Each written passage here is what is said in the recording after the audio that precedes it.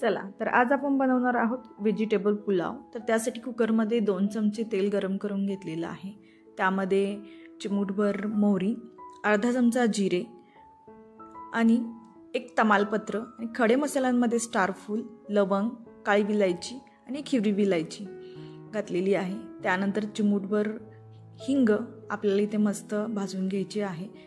एक स्लाइस केलेला कांदा, क्यूबमध्ये कट केलेला एक बटाटा, एक गाजर, एक बाउल फ्लॉवरचे तुकडे आणि एक टोमॅटो।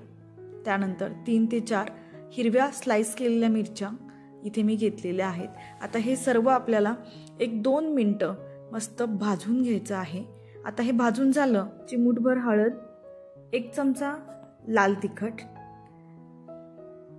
अर्धा चमचा जिरे पूड, अर्धा चमचा धनिया पावडर आणि अर्धा चमचा गरम मसाला, चवीनुसार मीठ, 1 चमचा अद्रक लसूण पेस्ट आणि 1 कप बासमती तांदूळ मी इथे घेतलेले आहेत। आता हे सर्व जे आहे ते आपल्याला 2 ते 3 मिनिटं छान रोस्ट करून घ्यायचं आहे। रोस्ट केल्यानंतर एक मूठभर हिरवी फ्रेश कोथिंबीर आपल्याला घालायची आहे यामध्ये।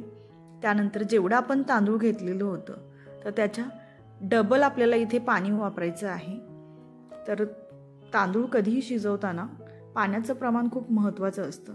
हे पुन्हा एकदा मस्त मिक्स करून घेतलं, जेणेकरून आपण जे मीठ टाकलेलं आहे ते एका ठिकाणी तळाला राहणार नाही।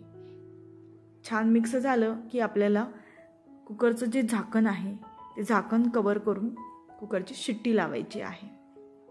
त्यानंतर आपल्याला 3 ते 4 कुकरच्या शिट्ट्या काढून घ्यायच्या आहेत।